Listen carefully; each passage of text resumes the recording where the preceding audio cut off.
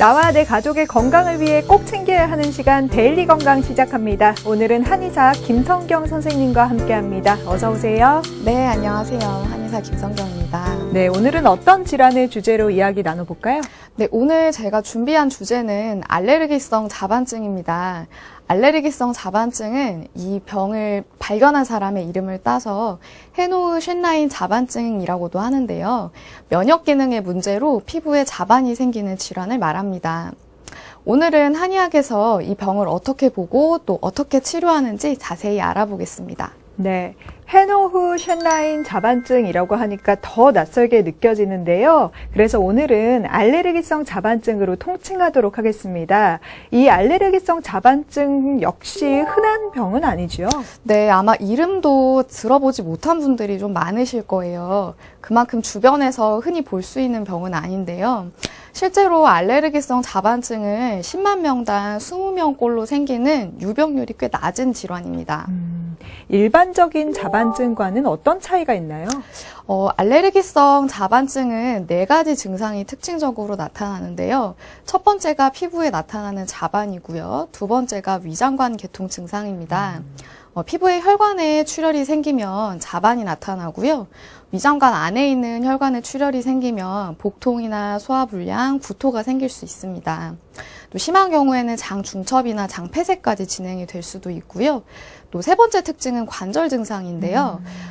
관절 주변 조직에서 염증 반응이 일어나면서 관절 주변이 붓거나 아플 수가 있고요. 일부 환자분들은 걷는 게 좀 어려워지기도 하세요. 또 마지막은 이제 신장 증상인데요. 알레르기성 자반증은 신장 기능에 문제를 일으켜서 혈뇨나 단백뇨를 좀 유발을 할 수 있고요. 일부 환자들이긴 하지만 심한 경우에는 신부전까지 진행될 수 있어서 주의가 좀 필요합니다. 네, 피부뿐만 아니라 위장관, 관절, 신장에도 문제가 생길 수 있다는 건데요. 하지만 피부에만 증상이 나타나는 초반에는 알레르기나 두드러기로 오해할 수도 있겠어요. 네, 처음에는 피부에 붉은 반점이 올라오기 때문에 접촉성 피부염이나 다른 알레르기 증상으로 좀 오인을 하실 수도 있습니다. 어떤 차이가 있을까요? 피부가 둥근 언덕처럼 솟아오르는 두드러기와는 달리요. 알레르기성 자반증은 보통 두드러기처럼 올라오지는 않는데요. 무엇보다 고춧가루를 뿌린 것 같은 붉은 반점들이 생겨서 다른 알레르기 질환이나 두드러기하고는 확연하게 좀 차이가 납니다. 네, 또 알레르기성 자반증은 성인보다 아이들에게 많이 나타난다고 합니다. 흔히 열꽃으로 오인하기도 한다고요? 네, 알레르기성 자반증은 보통 감기가 걸린 뒤나 혹은 열이 난 뒤에 처음 발병하는 경우가 많고요. 또 만 3에서 한 5세 정도 되는 아이들에게 많이 생기기 때문에 처음에는 열꽃으로 오해하시는 분들도 꽤 많습니다. 하지만 처음 자반이 생긴 부위가 주로 발목이나 종아리 같은 다리 쪽이고요. 자반 외에도 복통이나 관절 통증이 동반된다는 점에서 열꽃하고는 좀 차이가 있습니다. 3살에서 5살 아이들에게 많이 생기는 이유가 있을까요? 알레르기성 자반증은 한의학적으로 좀 열 때문에 생기는 질환인데요. 아이들은 상대적으로 어른들보다는 열이 좀 많습니다. 아이들이 좀처럼 가만히 있지 못하고 움직이려고 하는 것도 이 열이 좀 많기 때문인데요. 이런 특성들 때문에 어른들보다는 아이들에게 알레르기성 자반증이 잘 생기는 편입니다. 알레르기성 자반증의 원인에 대해서도 알아보겠습니다. 앞서 면역 기능의 문제라고 했는데요. 단순한 피부 질환은 아닌 거네요. 그렇습니다. 자반증은 겉으로는 피부에 주요 증상이 있기 때문에 피부 질환처럼 보일 수 있는데요. 사실은 혈관에 출혈이 생기는 면역 질환입니다. 아직 알레르기성 자반증의 원인이 확실하게 밝혀지지는 않았지만 현재까지는 면역 복합체가 혈관 벽에 쌓이고요. 이것을 우리 몸에서 이물질로 인식을 해서 염증 반응이 일어나면서 출혈이 생기는 것을 원인으로 보고 있습니다. 주로 다리에 생기나요? 아니면 다른 발생 부위도 있나요?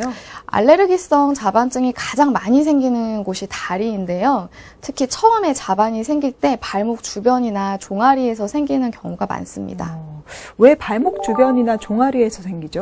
혈관의 염증으로 출혈이 생기는 질환이기 때문에 압력이 높은 다리에 상대적으로 자반이 좀 생길 확률이 높은 거죠. 하지만 그렇다고 해서 다리 외에 다른 부위에 자반이 생기지 않는 건 아니고요. 사람에 따라서는 팔이나 배, 등, 얼굴 같은 곳에도 자반이 생길 수 있습니다. 그러니까 다리에서 시작한 자반증이 온몸으로 퍼질 수도 있다는 거죠? 네, 보통 처음에는 다리에만 자반이 생기는데요. 증상이 좀 심해지면 부위가 점점 넓어지기도 합니다. 보통은 종아리에서 허벅지, 엉덩이로 퍼지는 형태고요. 사람에 따라서 팔이나 얼굴에 바로 자반이 올라오기도 합니다. 네, 아토피 등 다른 피부 질환과의 연관성도 궁금합니다. 이 난치성 피부 질환이 있는 경우 알레르기성 자반증 발생 비율이 더 높다고 하는데 어떤가요? 아토피 같은 다른 피부 질환이 있다고 해서 꼭 자반증이 생긴다고 보기는 좀 어렵습니다. 아직은 다른 피부 질환과 어떤 관련이 있는지 좀 연구가 미진한 부분도 좀 많고요. 다만 과거에 음식 알레르기를 경험하신 분들은 혈뇨나 단백뇨가 생길 확률이 높다는 연구 결과는 나와 있습니다. 다만 알레르기성 자반증은 알레르기 소인이 있는 질환이에요. 그래서 예전에 아토피나 비염 같은 알레르기성 질환을 앓고 있거나 평소 알레르기 반응이 좀 잘 생기는 분들은 생활 관리에 신경을 좀 써주시는 거는 필요하겠죠. 네, 참고하시기 바랍니다. 알레르기성 자반증의 정확한 증상에 대해서 알아볼게요. 피부에 어떤 게 생기는 건가요? 우선 가장 두드러진 증상은 역시 피부에 생기는 붉은 반점입니다. 고춧가루를 뿌린 것 같은 형태의 자반이 주로 다리에 많이 생기게 되고요. 손으로 눌렀을 때도 색이 흐려지지 않는 게 특징입니다. 위장관과 관절에도 증상이 나올 수 있다고요? 위장관 증상에서 가장 흔한 증상은 복통입니다. 증상의 정도는 사람에 따라 좀 다양하게 나타날 수 있고요. 그 외에도 구토나 소화불량 같은 증상을 보일 수 있습니다. 관절 증상은 대개 관절이 붓고 아픈 형태로 나타나는데요. 보통은 발목과 무릎에 가장 많이 생기지만 팔꿈치나 손목, 손가락 관절, 종아리, 또 두피 같은 다양한 부위에서 모두 증상이 나타날 수 있습니다. 발진 외에 통증도 나타날 수 있다는 거죠? 네, 특히 위장관 증상 중에서 복통이 생기게 되면 잠을 자지 못할 정도로 좀 심한 격통이 생기기도 합니다. 관절 증상 역시 마찬가지인데요. 심하지 않다면 약간 붓고 욱신거리는 정도지만 심한 분들은 아예 걷지 못하는 분들도 있습니다. 신장에서는 어떤 증상이 나타나나요? 신장 혈관이 손상되면서 혈뇨나 단백뇨가 검출될 수 있는데요. 이 증상은 육안으로는 구별할 수 없기 때문에 반드시 소변 검사가 필요합니다. 혈뇨나 단백뇨가 있으면 아무래도 치료 기간이 더 길어지고요. 또 심한 분들은 심부전으로 진행될 수 있어서 주의가 필요합니다. 네, 알레르기성 자반증이라고 해서 피부는 당연하다고 생각했는데 위장관, 관절, 신장에도 증상이 나타난다니 좀 생소한데요. 그 이유가 있을까요? 알레르기성 자반증은 혈관에 염증이 생기는 혈관염의 일종입니다. 그렇기 때문에 피부 외에 혈관이 있는 다른 부위에도 증상이 생길 수 있고요. 특히 신장은 혈관으로 이루어진 장기라고 부를 정도로 혈관이 굉장히 많은 장기라서 자반증 증상이 쉽게 나타날 수 있습니다. 흔한 병이 아니기도 하고 초반에 피부에 문제가 생기더라도 특별하게 생각하지 않아서 방치하는 경우도 많을 것 같아요. 그냥 두면 어떻게 되나요? 알레르기성 자반증은 흔한 질환이 아니라서 처음에는 접촉성 피부염이나 두드러기 혹은 가벼운 알레르기 반응 정도로 생각하시고 그냥 두는 경우도 좀 많습니다. 하지만 시간이 지나면서 다른 증상들이 차차 드러나기 때문에 알레르기성 자반증이라는 걸 결국에는 아시게 되는데요. 이 증상들은 시간이 지나도 없어지지 않고 계속 심해졌다, 좋아졌다를 반복하는 경우가 많습니다. 그런 과정을 반복하면서 증상이 더 심해지기도 하고요. 또 증상이 없어졌던 분이라도 약 50% 정도는 재발을 경험하게 되는데요. 재발을 하게 되면 전보다 증상이 심해질 확률도 좀 높아집니다. 또 무엇보다 자반을 경험하는 기간이 길어지면 길어질수록 신장에 문제가 생길 가능성도 커집니다. 그렇기 때문에 그대로 두기보다는 최대한 빨리 치료를 시작하는 게 가장 좋습니다. 네, 자연스럽게 없어지는 경우도 있지만 절반 정도는 재발을 경험한다고 하니까 조기 치료가 필요하겠습니다. 혹시 그대로 방치할 경우에 만성적으로 앓게 되는 경우도 있나요? 네, 알레르기성 자반증은 적절한 치료를 받지 않으면 만성적으로 진행될 확률이 굉장히 높습니다. 처음에 자반이 생긴 뒤에 증상이 없어지지 않고 몇 년씩 지속되는 분들도 있고요. 짧게는 몇 달, 길게는 몇 년 후에 재발하면서 만성적인 경과로 넘어가기도 합니다. 특히 성인들은 아이들보다 만성화될 가능성이 더 높은데요. 실제로 병원에 내원하시는 분들을 보면 자반증을 3년에서 5년 이상 앓다가 오시는 분들도 계시는데 그렇게 되면 다른 분들보다는 치료하는데 당연히 더 많은 시간과 노력이 또 필요할 수 있습니다. 네, 그렇게 만성화되기 전에 치료를 받아야 할 텐데요. 한의학적으로는 알레르기성 자반증을 어떻게 보고 또 한방치료법은 어떤 게 있는지 알려주세요. 알레르기성 자반증은 아무 이유 없이 생기는 질환은 아닙니다. 한의학에서 알레르기성 자반증은 일혈이라고도 하는데요. 이 일혈은 혈액이 끓어서 넘쳤다는 뜻입니다. 평소에 잘못된 생활 습관이나 스트레스로 혈액이 뜨거워지거나 또 체질적으로 열이 많은 분들은 뜨거워진 혈액이 혈관 밖으로 넘치면서 알레르기성 자반증이 생길 수 있습니다. 때문에 알레르기성 자반증을 치료하게 되면 혈액의 열을 식혀주는 한약을 복용하시면서 치료가 진행이 됩니다. 한약 복용만 하게 되나요? 침이나 뜸 같은 다른 치료는 없나요? 일반적으로 뜸 치료는 그렇게 권장이 되지는 않습니다.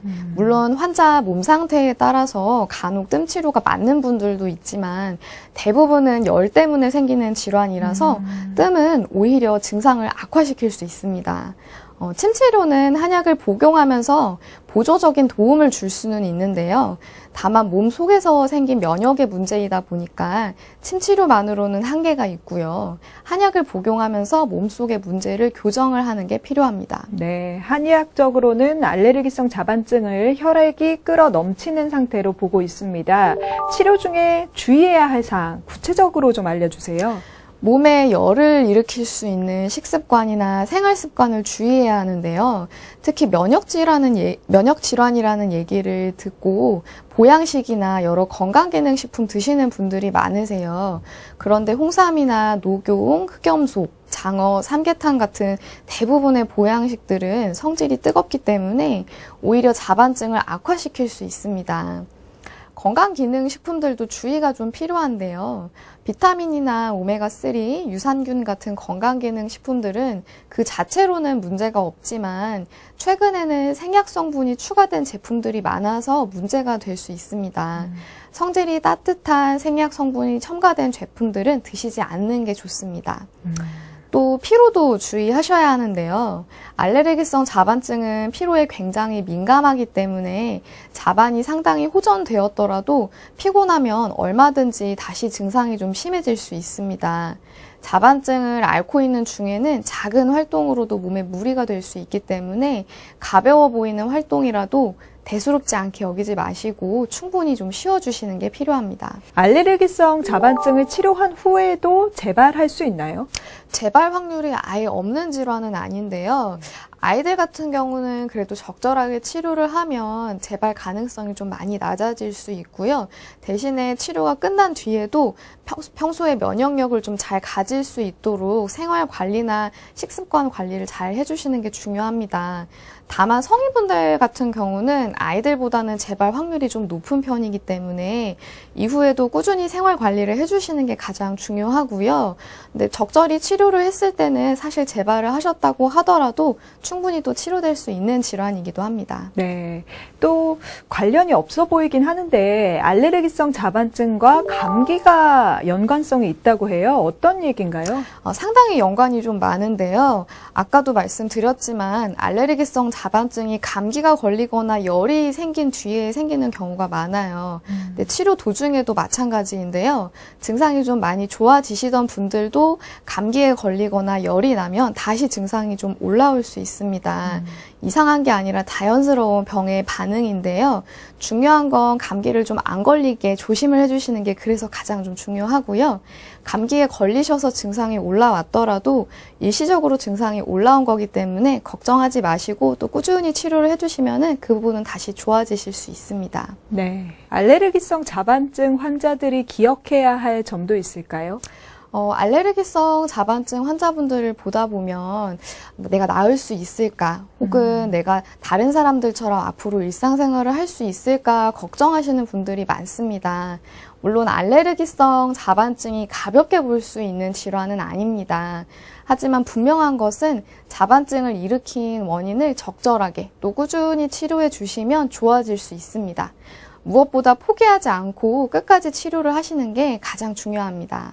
네, 잘 알겠습니다. 생활 습관을 교정하면서 치료에 대한 확신을 갖는 게 중요하겠습니다. 데일리 건강 오늘은 여기서 마칩니다. 함께 해주신 김성경 선생님 고맙습니다. 네, 감사합니다.